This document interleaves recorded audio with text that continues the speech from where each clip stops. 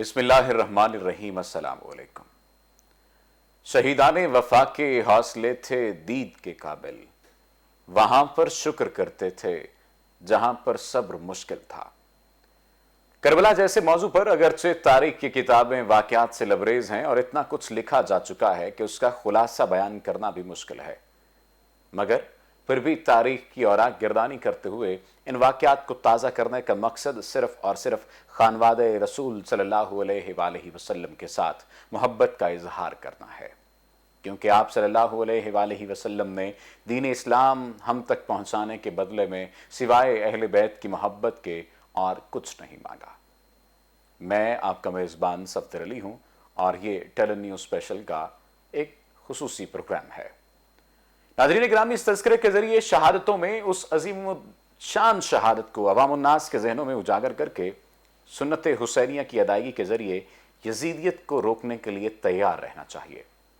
امام حسین نے 3 ذی الحج 60 ہجری کو یزیدیت کے خلاف مکہ المکرمہ سے اپنے سفر کا آغاز کیا۔ اس سفر میں 82 افراد کا قافلہ آپ کے ہمراہ تھا۔ بنیادی طور پر امام حسین نے کوفہ کا ارادہ اس لیے کیا کیونکہ اہل کوفہ بالخصوص اور اہل عراق بالعموم یزید ملعون کی فسق و فجور پر مشتمل بادشاہت کے انکاری تھے۔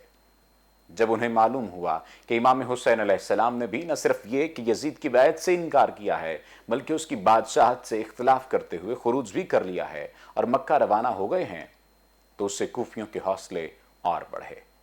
کوفیوں کے خروج کی ایک وجہ یہ بھی تھی کہ اس وقت والی کوفہ نعمان بن بشیر بڑے نرم دل انسان تھے۔ وہ یزیدی حکومت کے دوسرے گورنروں کی طرح زبردستی بیعت نہیں لے رہے تھے، اس لیے اہل کوفہ ان کی نرمی کا فائدہ اٹھاتے ہوئے سلیمان بن سرد الخزائی کے گھر جمع ہوئے اور امام حسین کو خطوط لکھے کہ آپ کوفہ تشریف لے آئیں، ہم یزید کی حکومت کے خلاف آپ کی بیعت کرنے کے لیے تیار ہیں۔ لہٰذا امام حسین علیہ السلام مکہ سے کوفہ کے لیے روانہ ہوئے تو مکہ سے باہر حاکم مکہ عمر بن سعید کے لشکر کے سواروں نے آپ کو روکنے کی کوشش کی، مگر آپ آگے بڑھ گئے۔ اسی سفر کوفہ کے دوران آپ کو عرب کا مشہور شاعر فرزدق ملا جو کوفہ سے واپس آ رہا تھا۔ امام علی مقام نے اس سے اہل کوفہ کا حال دریافت کیا تو اس نے کہا، امام علی مقام، کوفہ والوں کے دل آپ کے ساتھ ہیں مگر تلواریں بنی امیہ کے ساتھ ہیں۔ قضا آسمان سے نازل ہوتی ہے، وہ جو چاہتا ہے کرتا ہے۔ آپ نے فرمایا، تو نے سچ کہا۔ گویا امام علی مقام کو تقدیر اپنے شاندار انجام کی طرف لے جا رہی تھی۔ امام طبری بیان کرتے ہیں کہ فرزدق کے جواب میں آپ نے فرمایا کہ ہر بات اللہ کے دست قدرت میں ہے، اگر اللہ تعالیٰ نے ہماری خواہش کے مطابق کیا تو اس کے شکر گزار ہوں گے، اور اگر قضائے الہی ہمارے مطلب کے خلاف ہوئی تو انسان کے لیے یہی کافی ہے کہ اس کی نیت میں خلوص اور دل میں پارسائی ہو۔ امام حسین علیہ السلام کے اس قول سے ہمیں پتہ چلتا ہے کہ آپ کا مقصد بادشاہت، جاہ و منصب اور مال و دولت کا حصول نہیں تھا، بلکہ آپ اعلاء کلمت الحق کی سربلندی کے لیے نکلے تھے، اور اس عمل پر اخلاص اتنا تھا کہ ظاہری کامیابی ملے نہ ملے مگر پھر بھی کامیابی انہی کی تھی۔ تاریخ گواہ ہے کہ یزید امام حسین علیہ السلام کے خلاف جنگ جیت کر بھی ہمیشہ کے لیے ہار گیا، اور امام علی مقام ظاہری طور پر جنگ ہار کر بھی ہمیشہ کے لیے جیت گئے۔ شاعر فرزدق سے مکالمے کے بعد امام حسین آگے بڑھے تو حضرت عبداللہ بن جعفر کے 2 بیٹے اون و محمد اپنے والد کا خط لے کر آپ کی خدمت میں حاضر ہوئے، جس میں واپسی پر اصرار تھا۔ اس دوران عبداللہ بن جعفر مکہ کے گورنر عمر بن سعید سے ملے اور امام حسین علیہ السلام کے لیے تحریری امان کی ضمانت لی، اور گورنر کے بھائی یحییٰ بن سعید کو ساتھ لے کر امام صاحب کو واپس مکہ لے جانے کے لیے کوششیں شروع کر دیں اور وہاں پر پہنچ گئے۔ یہاں امام حسین علیہ السلام نے ان کے جواب میں وہ اصل بات بیان کی جس کی تکمیل کے لیے وہ مکہ میں رکنے کے سب مشوروں کو بالائے طاق رکھ کر کربلا کے لیے عازم سفر ہوئے۔ آپ نے فرمایا، خواب میں مجھے رسول اللہ صلی اللہ علیہ وآلہ وسلم کی زیارت ہوئی۔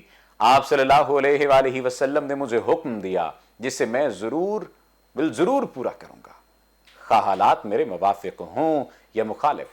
عبداللہ بن جعفر نے پوچھا، وہ خواب کیا ہے؟ آپ علیہ السلام نے فرمایا، میں وہ خواب کسی سے بیان نہ کروں گا یہاں تک کہ اپنے رب سے جا ملوں۔ اس بیان سے امام حسین علیہ السلام کا مقصد سفر واضح ہو جاتا ہے کہ آپ کسی بھی طرح کے انجام کے ڈر کے بغیر اس جگہ پہنچنا چاہتے تھے جو آپ کا جائے مقتل تھا، اور شہادت کا وہ عظیم کارنامہ سر انجام دینا چاہتے تھے جس سے شہادتیں بھی خیرات مانگتی ہیں۔ امام علی مقام نے اپنا سفر جاری رکھا۔ بطن رملہ میں آپ کی ملاقات عبداللہ بن مطیع سے ہوئی۔ انہوں نے امام حسین علیہ السلام کو کوفہ جانے سے منع کیا اور اسی خدشے کا اظہار کیا کہ آپ وہاں جب جائیں گے تو آپ کو شہید کر دیا جائے گا۔ آپ نے فرمایا ہمیں وہی مصیبت پہنچ سکتی ہے جو اللہ تعالیٰ نے ہمارے لیے مقرر کی ہے۔ امام علی مقام کے ان فرامین سے یوں لگتا ہے کہ آپ اپنے مقصد اور مقدر میں بڑے واضح اور پر یقین تھے۔ مدینہ منورہ سے مکہ مکرمہ، پھر مکہ سے کوفہ کے سفر میں ہر کوئی آپ کو روک رہا تھا اور کوفہ نہ جانے کا مشورہ دے رہا تھا۔ کوفہ والوں کی بے وفائی اور آپ کی شہادت کا خدشہ ظاہر کر رہا تھا، مگر سب کے باوجود آپ علیہ السلام پرعزم تھے۔ اس جذبہ و ہمت اور عزم و استقلال کے پیچھے ضرور کوئی بڑی طاقت تھی اور کوئی ایسا حکم تھا جس کی وجہ سے آپ جلدی میں تھے۔ رملہ کے بعد امام علی مقام کے قافلے کو پڑاؤ زرود کے مقام پر ہوا۔ وہاں ایک خیمہ نظر آیا۔ پوچھنے پر پتہ چلا کہ زہیر بن قین الجبل حج سے فارغ ہو کر کوفہ جا رہے ہیں۔ آپ نے اسے بلایا مگر اس نے ملنے سے انکار کر دیا، مگر اس کی بیوی نے طنز کرتے ہوئے اسے یاد کرایا کہ تمہیں بلانے والے نواسے رسول صلی اللہ علیہ وآلہ وسلم ہیں اور تم انکاری ہو۔ یہ سنتے ہی زہیر کی دنیا کی کایا پلٹی اور فوراً امام حسین کے پاس پہنچا، اور کچھ دیر بعد حشاش بشاش واپس لوٹا اور آتے ہی اپنا خیمہ اکھاڑ کر سارا سامان امام حسین کے قافلے کی طرف روانہ کر دیا اور بیوی کو طلاق دے کر اس کے بھائی کے پاس بھیج دیا اور ساتھیوں سے کہا جو شہادت کا طلبگار ہے وہ میرے ساتھ رکے اور جو جانا چاہتا ہے وہ آخری ملاقات کر کے چلا جائے۔ شمع خیمہ کوئی زنجیر نہیں ہم سفراں، جس کو جانا ہو چلا جائے، اجازت کیسی؟ پوچھا آخر وجہ کیا ہے؟ اس نے کہا جنگ بلنجر میں اللہ نے ہمیں کامیابی دی اور مال غنیمت بھی ہمارے ہاتھ آیا، ہم خوش تھے۔ اس دن حضرت سلیمان فارسی نے فرمایا تھا ایک وقت آئے گا تم جوانوں کے سردار امام حسین سے مل کر ان کے دشمنوں سے جنگ کرو گے، اس جنگ میں تمہیں فتح اور مال غنیمت سے زیادہ خوشی ملے گی۔ بڑا سبق آموز واقعہ ہے کہ اہل خانہ کی اچھی تربیت ہو تو اچھائی کی طرف لے جاتے ہیں۔ محبت رسول میں انسان اپنا سب کچھ بھی قربان کر دیتا ہے، جیسے حضرت زہیر نے کیا۔ اور آخری بات یہ کہ سلیمان فارسی بہت پہلے انہیں امام علی مقام کی مائیت میں لڑتے ہوئے شہادت کی خبر دے چکے تھے۔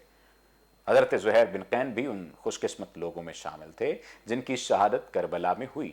اس دوران آپ کو مسلم بن عقیل، ہانی بن عروہ اور عبداللہ بن قطر کی شہادت کی خبر ملی۔ آپ نے زجالہ کے مقام پر پہنچ کر اپنے قافلے کے شرکاء سے خطاب کیا اور اس سے پہلے جن 3 شہداء کا ہم نے نام لیا ہے ان کا نام لے کر بتایا کہ وہ شہید ہو گئے ہیں۔ اب حالات بدل چکے ہیں، ہماری اطاعت کے دعوے داروں نے ہمیں چھوڑ دیا ہے، لہٰذا تم میں سے جو شخص بخوبی واپس جانا چاہے وہ جا سکتا ہے۔ آپ کی اس تقریر کے بعد راستے سے قافلے میں شامل ہونے والے لوگ واپس چلے گئے، مگر مکہ سے چلنے والا 82 افراد پر مشتمل قافلہ قائم رہا۔ اہل کوفہ بھی آپ کی بیعت کے انکاری ہو گئے۔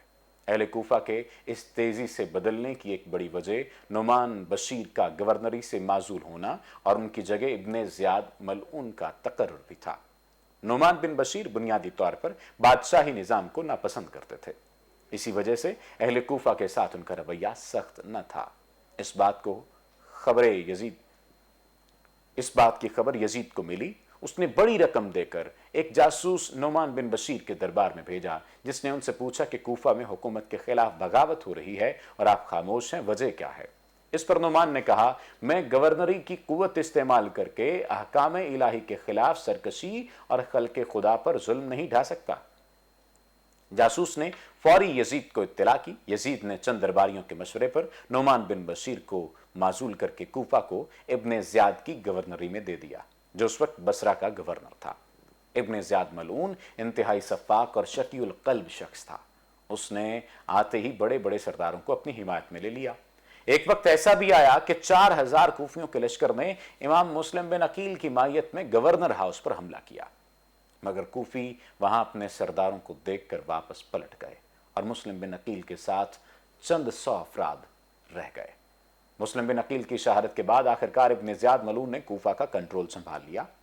اس شکی القلب گورنر نے ہر کی سربراہی میں ایک لشکر روانہ کیا جس کی ذمہ داری تھی کہ امام حسین علیہ السلام کے قافلے کو اپنے گھیرے میں لے کر ابن زیاد کے دربار میں پیش کرے۔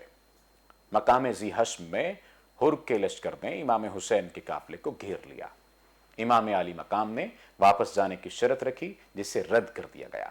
یہ مقام تھا جہاں سے تقدیر آپ کو راہ کربلا پر لے گئی۔ جب لشکر ہر کی نگرانی میں آپ کربلا کے مقام پر پہنچے تو آپ کو روک دیا گیا۔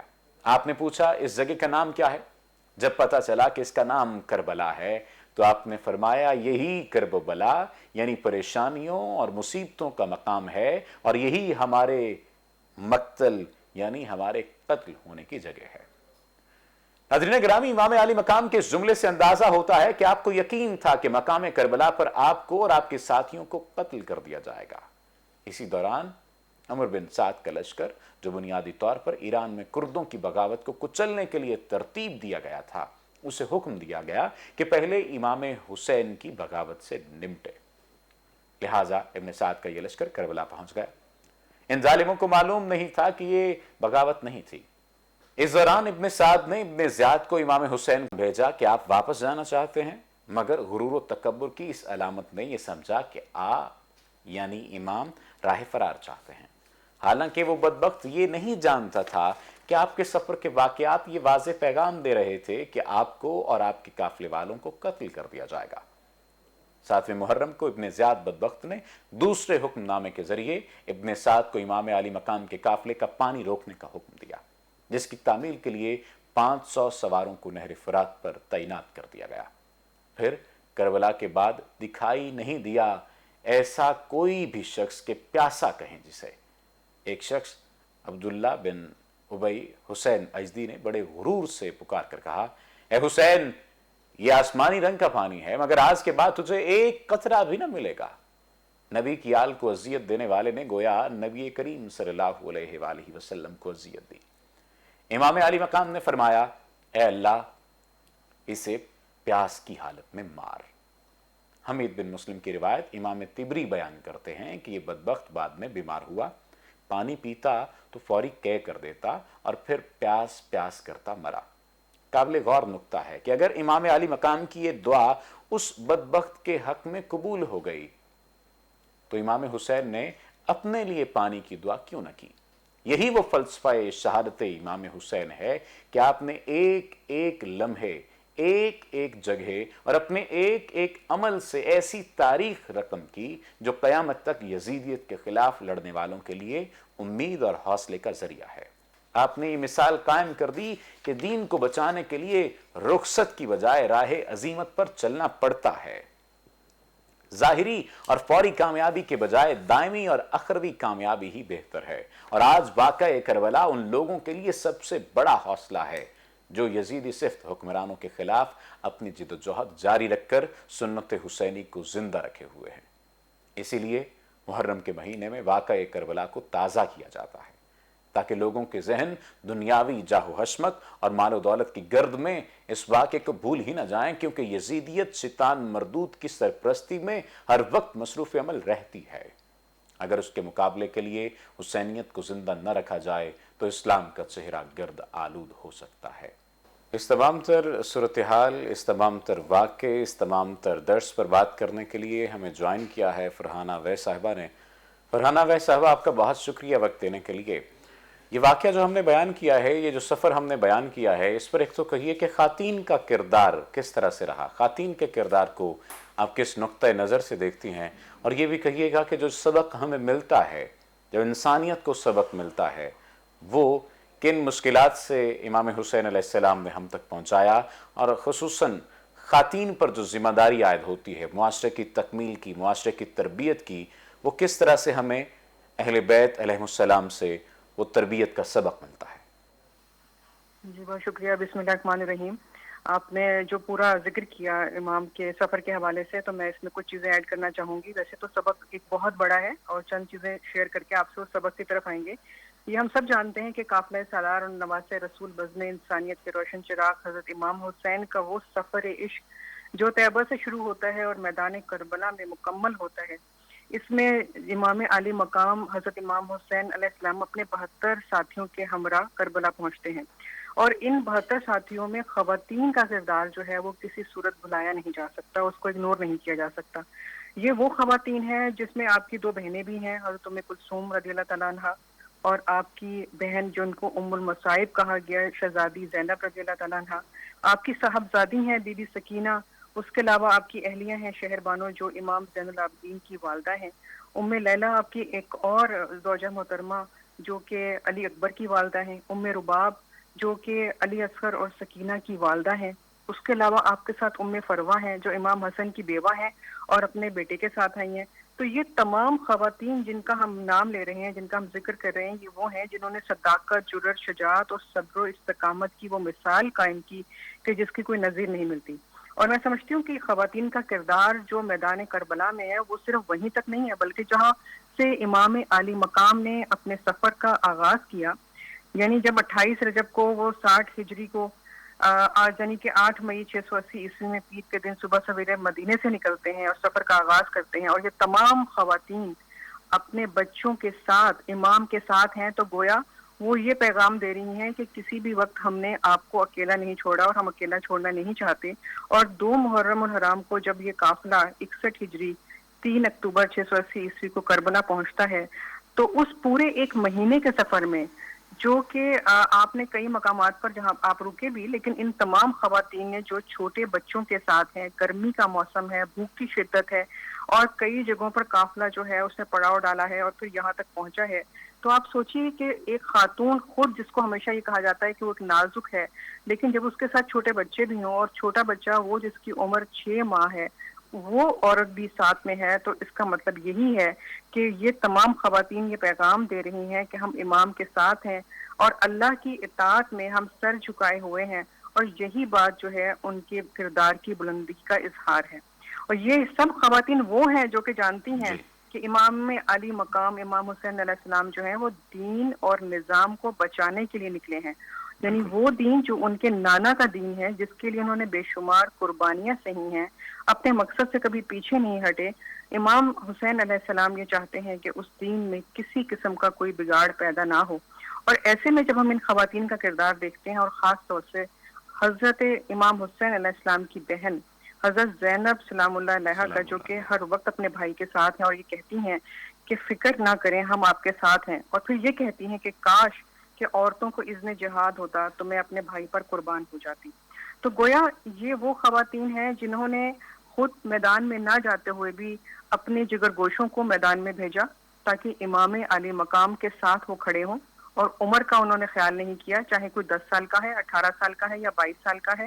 اپنے تمام بیٹوں کو، بھتیجوں کو، بھانجوں کو انہوں نے امام کے ساتھ میدان میں بھیجا اور یہ پیغام دیا کہ کسی طرح بھی امام جو ہیں وہ اکیلے نہیں ہیں، دین کی سربلندی کے لیے تمام اہل بیت اطہار ان کے ساتھ ہیں. اور ہمیشہ بے شک. ہر دفعہ جب کوئی لاشا گرتا تو یہی دعائیں کرتی ہیں یہ مائیں کہ رب العزت ہمیں صبر اور استقامت عطا فرما. اور ان تمام بیویوں نے جس طرح سے امام کا ساتھ دیا اور جس طرح سے انہوں نے اس واقعے کربلا کے بعد اس واقعے کو زندہ رکھا، تو گویا انہیں یہ معلوم تھا کہ یہ مرد جو ہمارے ساتھ ہیں، جب ان میں سے کچھ شہید ہو جائیں گے تو ہم ہی ہیں جو دین کی تبلیغ کے کام کو آگے بڑھائیں گے، اور ہم دنیا کو یہ بتائیں گے کہ علی اور فاطمہ کی اولادوں پر کس قدر ظلم کیا گیا. بالکل. اور پھر اس کے علاوہ جو ہمیں بہت ایک اہم میسج ملتا ہے حضرت زینب سلام اللہ علیہ کے حوالے سے، ان کے 2 کام بہت ہی اہم رہے اس پورے سفر میں. ایک تو یہ کہ جب یہ تمام کام، یعنی کہ جب شام غریبہ ہے اور لشکر نے خیموں کو لوٹ کر آگ لگا دی ہے، رسول زادیوں کے سروں سے چادریں چھین لی ہیں، تو ایسے میں بچے اور خواتین جو کہ میدان میں بکھر گئے تھے، بی بی زینب سلام اللہ علیہ نے سب سے پہلے بیمار کربلا جناب سید سجاد کی حفاظت کی اور ان کو اٹھا کر ایک محفوظ مقام پر منتقل کیا. اس کے بعد وہ تمام بچے یا خواتین جو بکھر گئے تھے ان کو ایک جگہ پر اکٹھا کیا، اور پھر مولا علی کی یہ شیر دل بیٹی ایک نیزہ لے کر آئی اور رات بھر سب کی محافظ بنی اور پہرا دیتی رہی. اس کے علاوہ جو ایک اور ہمیں بہت بڑا کام نظر آتا ہے بی بی کا، وہ ثانیہ زہرا کا دوسرا بڑا محاذ وہ تھا جب کوفہ اور شام کے بازار، دربار، زندان میں مخالفین اور خاص طور سے یزید کے دربار میں خطبات میں جو آپ اپنے علم اور حلم اور صبر و سکون کا مظاہرہ کرتی ہیں اور یہ پیغام دیتی ہیں کہ تم یہ مت سمجھو کہ تم نے آل رسول کو ہرا دیا ہے، بلکہ تم یہ یاد رکھو کہ جس طرح سے وہ کہتی ہیں کہ اے یزید تم یہ خیال کرو کہ تم نے خدا کے زمین کو ہمارے لیے تنگ نہیں کیا، یا تم یہ مت سوچو کہ ہمیں اسیر کر کے ایک شہر سے دوسرے شہر پھرا کر تمہارا کوئی مقام بہت بلند ہو گیا ہے، بلکہ تم یہ یاد رکھو کہ اللہ کا یہ فرمان کہ ہم کافروں کو محض اس لیے مہلت دیتے ہیں کہ وہ خوب گناہ کر بے لیں، شک آخرت میں ان کے لیے رسوا کن عذاب ہے۔ تو گویا یہ پورا جو ہم واقعہ بیان کر چکے اور عورتوں کا جو ہم نے اس میں کردار ہے وہ بتایا، ایک میسج ہے تمام لوگوں کے لیے، اور وہ میسج یہ ہے کہ جب دین کی سربلندی کی بات ہوتی ہے، جب دین کی بقا کی بات ہوتی ہے، جب رسول پاک صلی اللہ علیہ وآلہ صلی وسلم کے اللہ نظام علیہ کی بات وسلم۔ ہوتی ہے، تو پھر انسان اپنی جان اور مال سب کچھ قربان کر دیتا ہے۔ اور پھر جناب زینب نے یہ بتایا عملی طور پہ کر کے تمام خواتین نے، امام علی مقام نے، کہ جب آپ سب کچھ اللہ کو دے دیتے ہیں، یعنی آپ کی خواہش، آپ کی اولاد، جان مال، ہر چیز اللہ کے لیے ہو جاتی ہے، تو پھر اللہ آپ کا ہو جاتا ہے۔ بے تو شک جس طرح سے آپ نے اپنا سب کچھ قربان کر دیا اللہ کے دین کے لیے، اللہ رب العزت نے اسی طرح سے آپ کا نام بلند کر دیا، اور رہتی دنیا تک کے لیے یہ پیغام لوگوں کو دے دیا کہ جو دین کے لیے اپنا سب کچھ قربان کر دیتا ہے، یا جو اپنی رضا اللہ کی رضا میں شامل کر دیتا ہے، تو پھر اللہ اس کے نام کو کبھی کم نہیں ہونے دیتا، اس کے نام کو ہمیشہ بلند رکھتا ہے۔ بلا شبہ بہت شکریہ فرحانہ اویس صاحبہ، اور جو آخر میں جو بہت بہتر اور خوبصورت بات کہی ذکر کے حوالے سے، یاد کرنے کے حوالے سے، اللہ سبحانہ وتعالیٰ یہ بات کہتے ہیں کہ تم میرا ذکر کرو میں تمہارا ذکر کروں گا، اور وہی ہوا۔ آپ کی بات بالکل درست ہے کہ امام حسین علیہ السلام نے اور اہل بیت نے جس طرح سے ذکر کو قائم رکھا ہے، ذکر کو دائم بخشا ہے، دائمی زندگی بخشی ہے، اسی طرح سے ان کے ذکر کو بھی دائمی حیثیت ملی۔ وقار خون شہیدان کربلا کی قسم، یزید مورچہ جیتا ہے جنگ ہارا ہے، اور انسان کو بیدار تو ہو لینے دو، ہر قوم پکارے گی ہمارے ہیں حسین۔ اپنے میزبان صفدر علی کو دیجیے اجازت، اللہ نگہبان۔